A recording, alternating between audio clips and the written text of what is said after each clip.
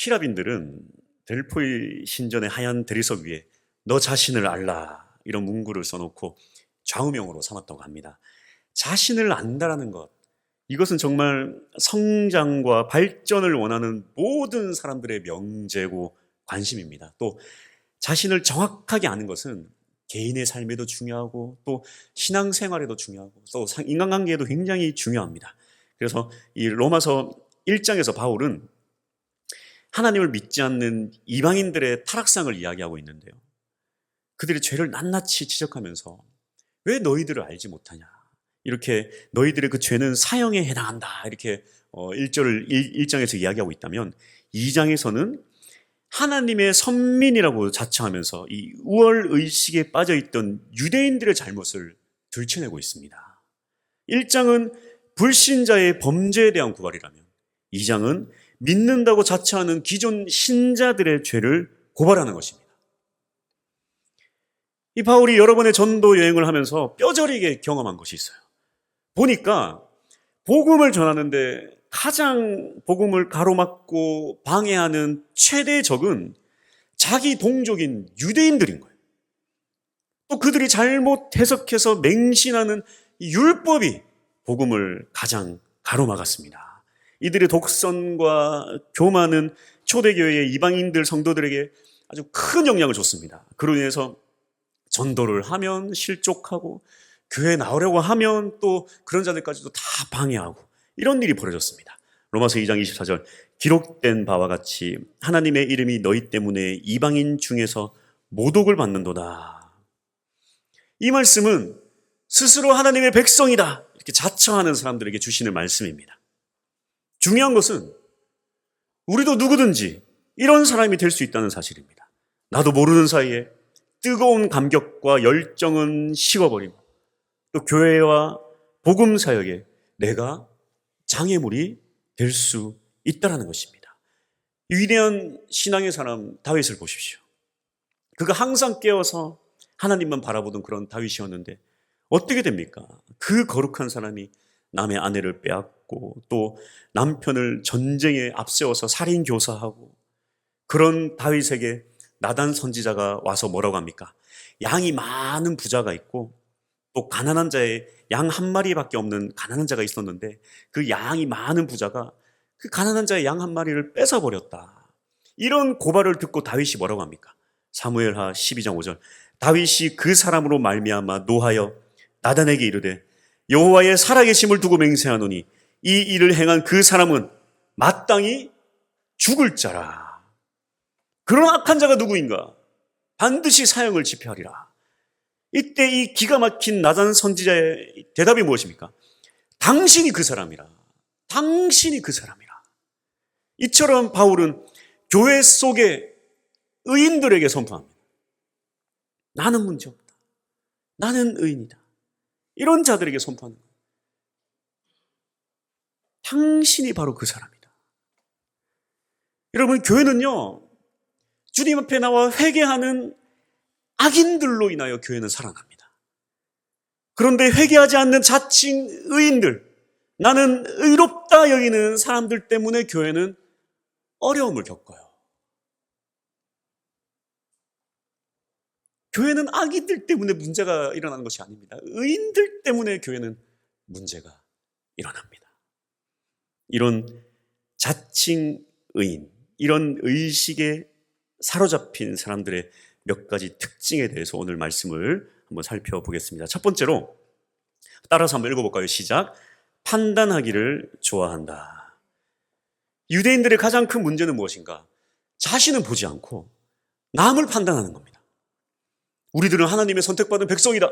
나는 구원받은 사람이다. 그 자기들은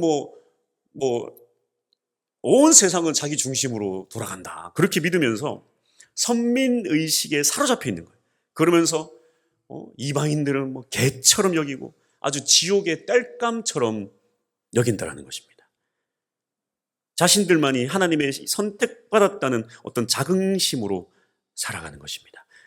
그래서 그런 자들에게 바울은 이렇게 말합니다. 1절, 그러므로 남을 판단하는 사람아, 누구를 막론하고 내가 핑계하지 못할 것은 남을 판단하는 것으로 내가 너를 정죄함이니 판단하는 내가 같은 일을 행함이니라.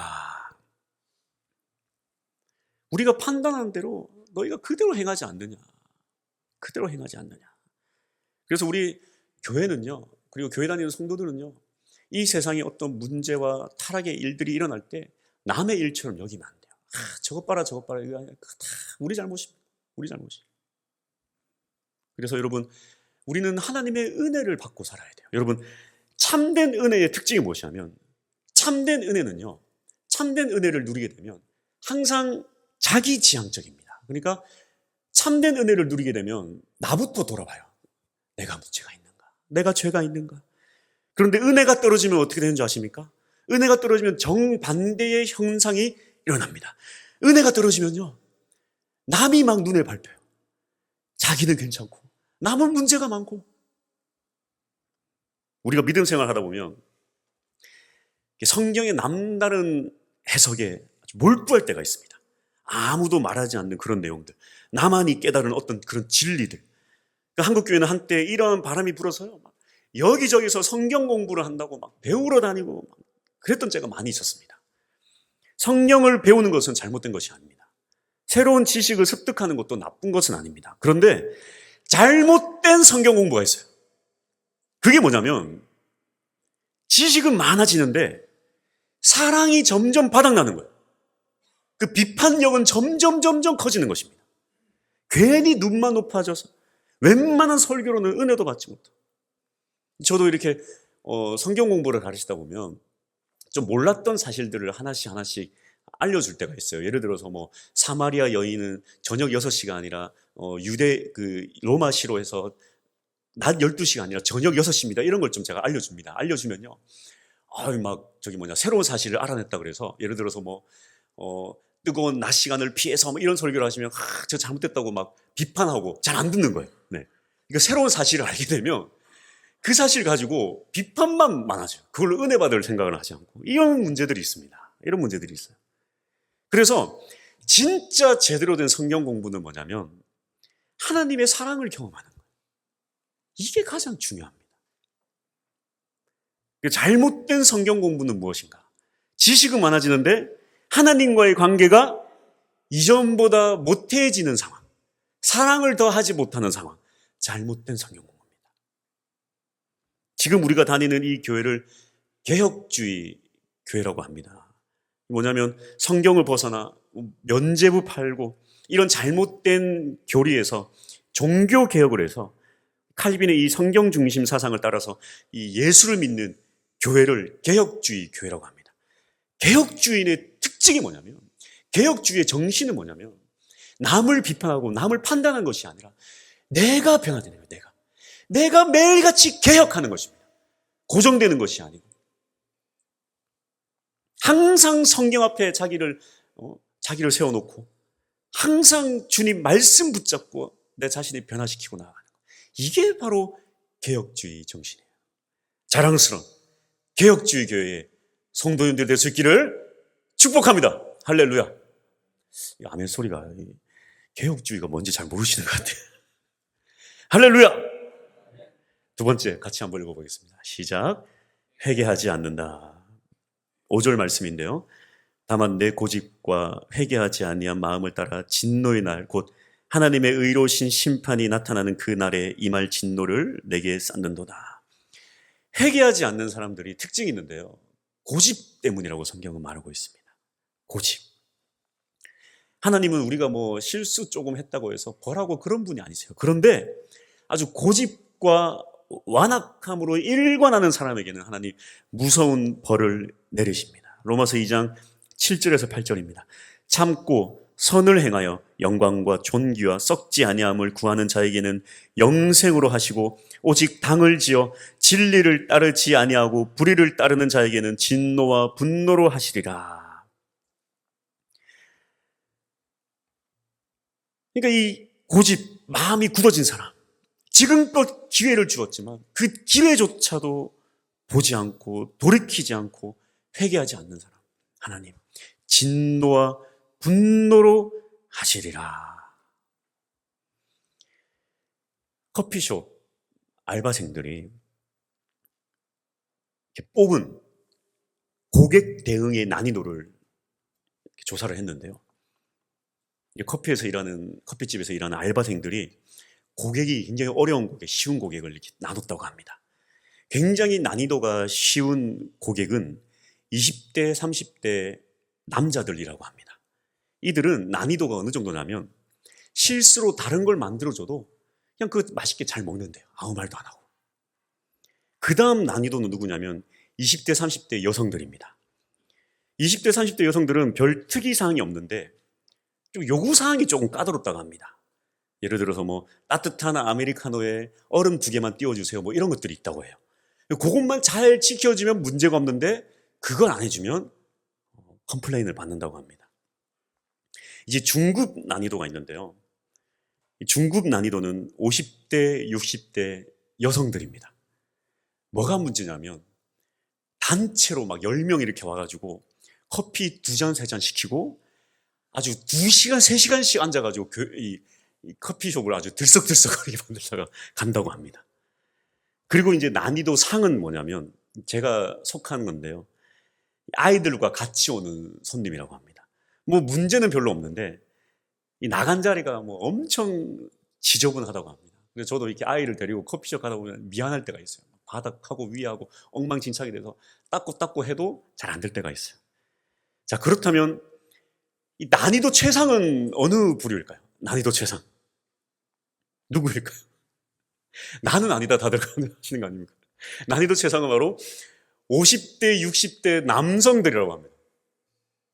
왜냐하면 소통이 안 된대요. 일단 카드 딱 건지면서 커피 2잔! 아메리카노로 하시겠습니까? 따뜻한 걸로 할까요? 차가운 걸로 할까요? 에휴, 대충 주시오. 아무거나 빨리 줘. 그거 놓고 따뜻한 커피 주면 왜 나는 얼음이 없어! 막.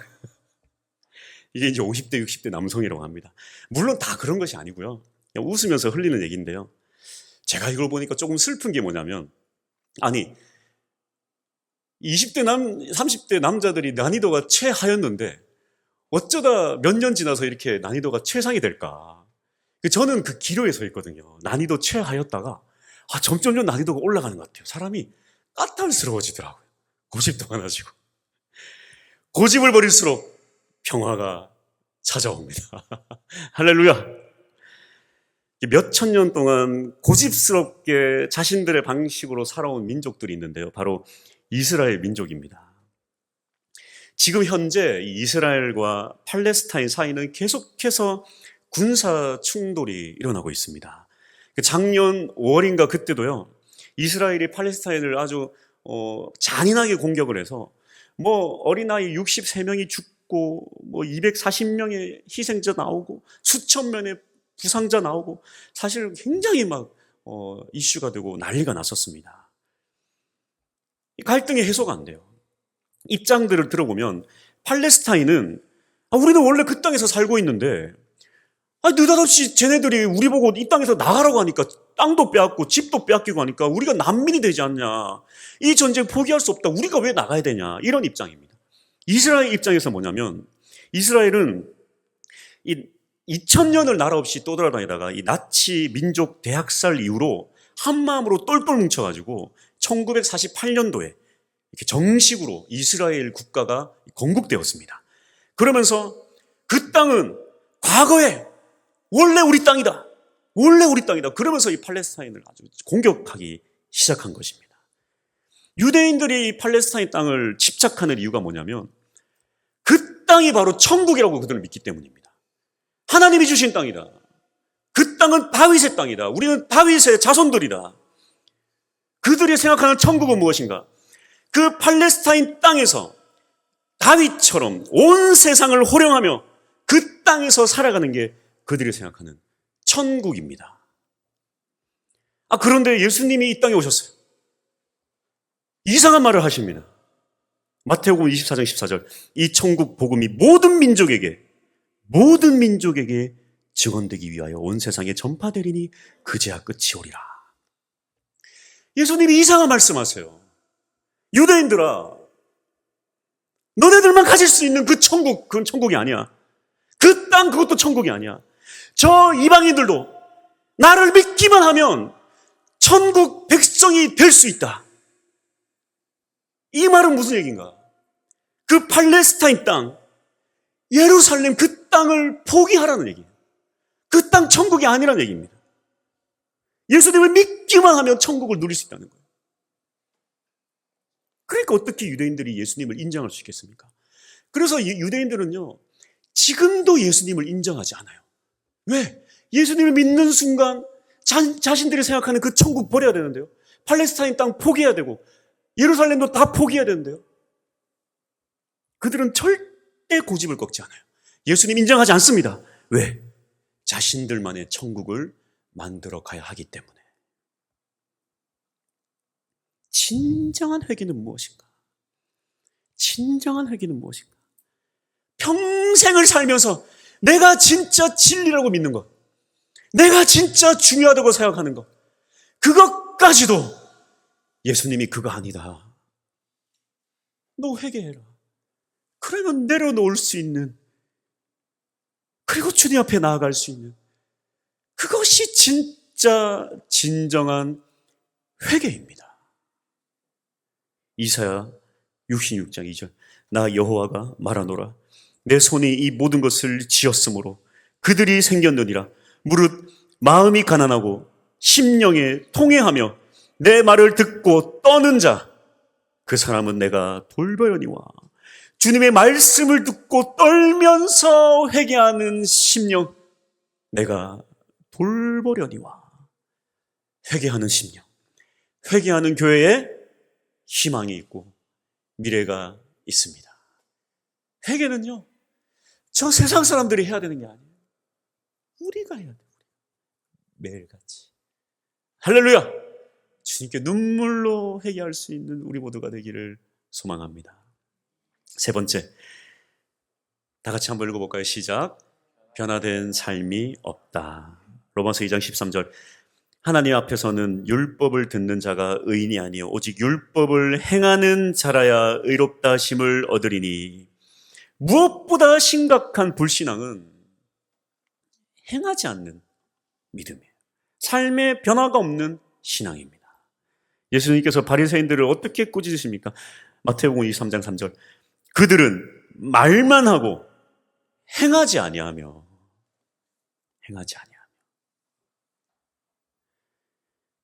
매트릭스라는 아주 유명한 영화에서 모피어스라는 사람이 주인공 네오에게 이런 말을 합니다. 길을 아는 것과 그 길을 걷는 것은 분명히 다르다. 답을 아는 것과 그 답대로 사는 것은 분명히 다르다. 아는 것은 아무것도 아닙니다. 살아내는 것이 진짜 강력한 힘입니다.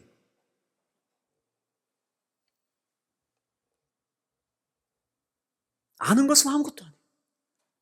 다 알죠. 다 답을 알고 살아요. 답 모르는 사람이 어디 있습니까? 살아내지 못하는 것이 문제죠.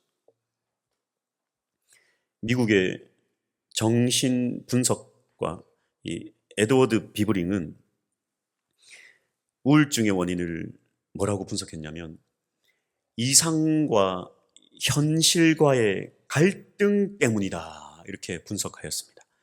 무슨 얘기냐면 나는 훨씬 가치 있는 사람인데, 나는 훨씬 우월한 사람인데, 나는 훨씬 사랑받아야 되고, 나는 훨씬 대단하고 훌륭한 사람인데, 이런 자기 자아적인 어떤 이상적인 열망들이 있어요. 내가 생각하는 그런 이상적인 열망들이 있는데요, 그런 내가 생각하는 이상과 현실이 너무 다른 것입니다. 그래서 이런 이상과 현실의 괴리가 클수록 우울감이 커진다고 합니다. 사실 모든 사람에게는 이런 일들이 있습니다. 가끔씩 우리가 참 우울할 때가 있어요. 특별히 요즘 SNS가 굉장히 발달하지 않습니까?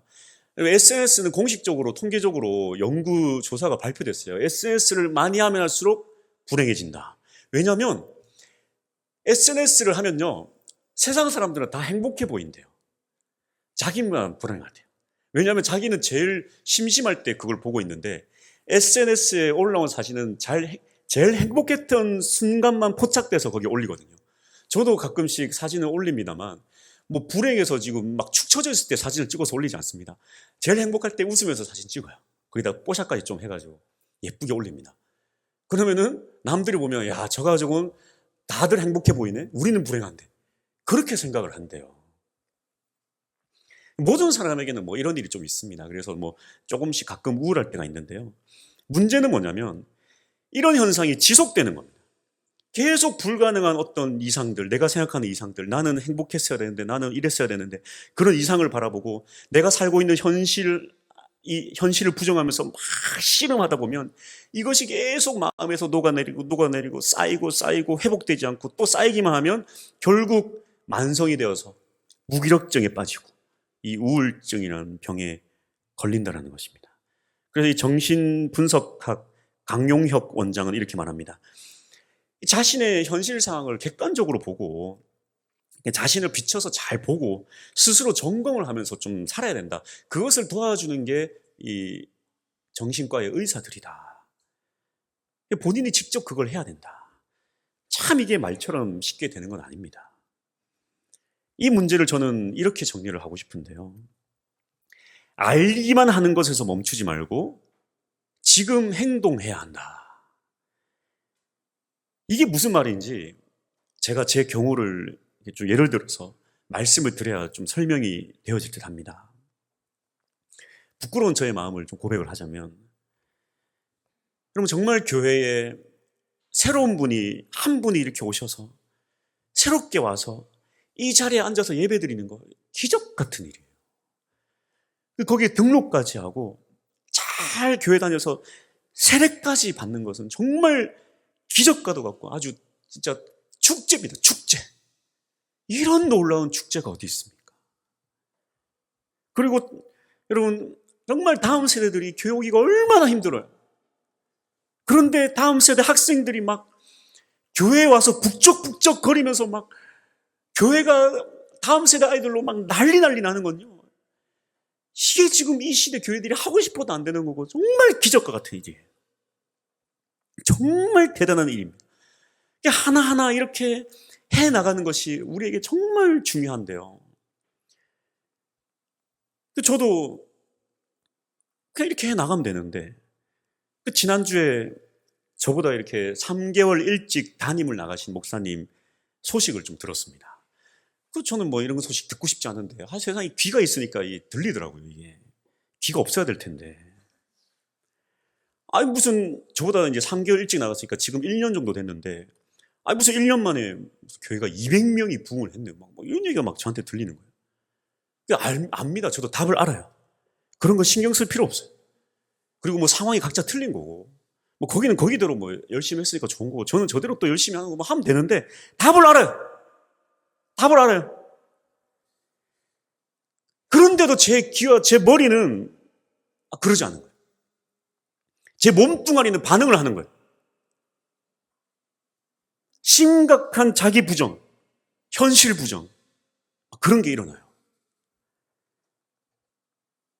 아니 어떻게 한 명도 교회 오기가 새로운 가족이 한 명 오기가 이렇게 힘든데 무슨 우리 1년 만에 저게 가능한 일인가. 그리고 이 현실과 이상이 막 괴리에 부딪혀서 제가 사실 이 마음을 붙잡지 못하고 끝없이 추락하고 말았습니다. 새벽기도 지금 본문이 사울이 막 미쳐서 날뛰면서 다윗을 쫓고 다니는 그런 내용인데요. 마치 사울이 미쳐서 날뛰는 것처럼 제가 막 제 마음도 그와 같았습니다. 어떻게 하면 빨리 부흥할 수 있을까? 근데 내가 그런 생각 하면 할수록 더 깊은 수렁에 빠질 뿐이에요.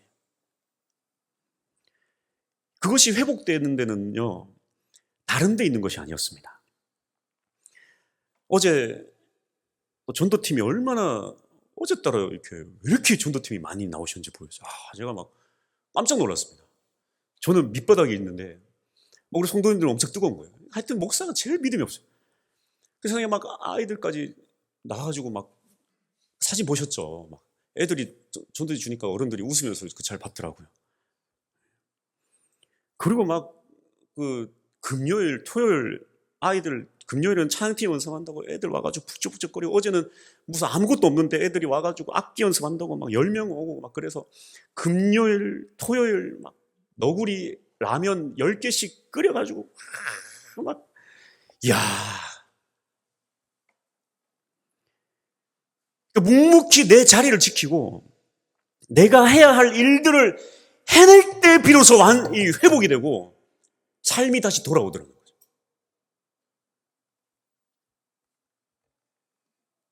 사람에게 있어서 진짜 진정한 변화는 무엇인가? 묵묵히 내가 해야 할 일을 해내는 것, 그리고 내가 있어야 할 그 자리를 지켜내는 것이 인생에게 있어서 진짜 중요한 변화더라는 거죠. 그렇게 하기 위해서는 그 사이에 오는 수많은 문제들, 상황들, 또 유혹들 다 튕겨내고 꿋꿋하게 버티고 그 자리에 있어야만 이 일들을 해낼 수 있다는 것입니다. 가정을 지키는 것도 쉬운 일이 아니에요. 꿋꿋이 인내하고 서 있어야지 그 자리를 지켜낼 수 있는 거예요. 여러분, 교회 주일 예배 나와서 예배 드리는 거 아무나 할 수 있는 것이 아니에요. 수많은 유혹들 다 뿌리치고 이 자리에 나와야지만 지켜낼 수 있는 거예요. 매일매일 내 삶이 변화되어지만 내 자리를 지켜낼 수 있는 것입니다. 제가 이것을 깨달았습니다. 진짜 변화는 뭐 느닷없이 사람이 막 갑자기 막 변해가지고 난리 치는 게 아니라 내가 있어야 할 자리에 있는 것, 내가 해야 할 그 일을 해내는 것, 이것이야말로 믿는 자들에게 있어서 가장 중요한 변화구나. 가장 중요한 변화구나.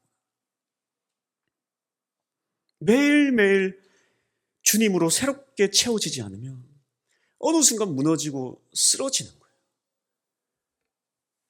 여러분, 무너지고 쓰러지는 건요, 어릴 때 무너지고 쓰러진 건 괜찮아요. 또 일어서면 돼. 근데 그게 나이가 1살, 2살 먹을수록 쓰러지고 넘어지는 게요, 다시 일어나기가 그렇게 힘든 거예요. 신앙도 마찬가지입니다. 나이가 들면 이제 더 이상 무너지면 안 되고 쓰러지면 안 돼요.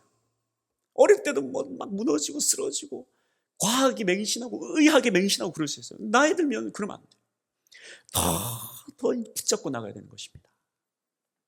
그렇게 매 주일마다 하나님 앞에 나와서 진실되게 예배하는 것, 또 내가 할 수 있는 안에서 뭐 교사를 하고 뭐 전도팀을 하고 식사를 하고 교회 청소를 하고 이런 일들을 그냥 묵묵히 해내는 것, 이것이야말로 그리스도인에게 있어서 진정한 아주 위대한 변화, 그리고 참 그리스도인의 모습입니다. 결론입니다. 초대교회를 가장 힘들게 했던 유대인들은요, 2가지 때문에 초대교회를 힘들게 했어요. 자신들만 율법을 가지고 있다. 우리들만 할례받은 민족이다. 하지만 바울은 이렇게 대답합니다. 로마서 2장 29절, 오직 이면적 유대인이 아니며 할례는 마음에 행할지니 영에 있고 율법 저문에 있지 아니한 것이라. 그 칭찬이 사람에게서가 아니요 다만 하나님에게서니라. 할례는 하나님의 백성이라는 표시입니다. 이걸 마음의 할례를 받아요. 마음의 할례. 구약에도 이렇게 얘기 나와 있어요. 신명기 10장 16절, 그러므로 너희는 마음의 할례를 행하고 다시는 목을 곧게 하지 말라. 마음의 할례는 무엇입니까? 성령을 받는, 회개하는 것, 예수님 앞으로 매일매일 나아가는 것, 주님으로 매일매일 변화된 새로운 삶을 살아가는 것, 십자가를 새기는 것, 마음의 할례를 받는 것입니다. 여러분, 요한계시록을 보면 하나님 성도들을 위로하신대요. 그 눈물을 닦아주신답니다. 아무나 닦아주는 게 아니고요, 아무나 위로하시는 게 아니고요, 저 세상을 따르지 않는 자, 666의 표를 받지 않은 자, 어린 양의 음성을 듣고 끝까지 인내하면서 마지막까지 예수 그리스도의 십자가를 붙잡은 자, 그 자에게 하나님 눈물을 닦아주시겠다. 성경 마지막에서 그렇게 우리에게 약속하고 계세요. 아무나 눈물 닦아주는 게 아니에요. 완주도 하지 못하고 중간에 나가 자빠지고 중간에 포기한 자들에게 눈물을 닦아주는 게 아니라 끝까지 인내하며 어린 양 붙잡고 나아간 자, 그 자 눈물을 닦아주겠다.